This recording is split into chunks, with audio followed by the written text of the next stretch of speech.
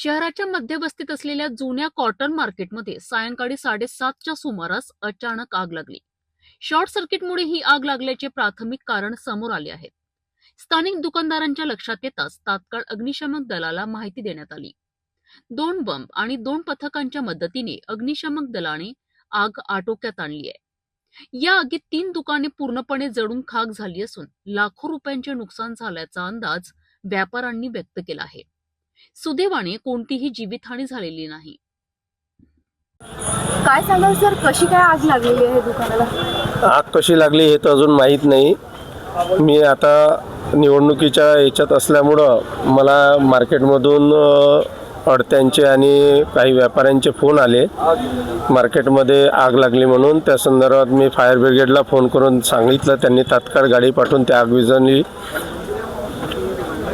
3 दुकानांचं नुकसान झालेलं आहे. दिलीप मावदे,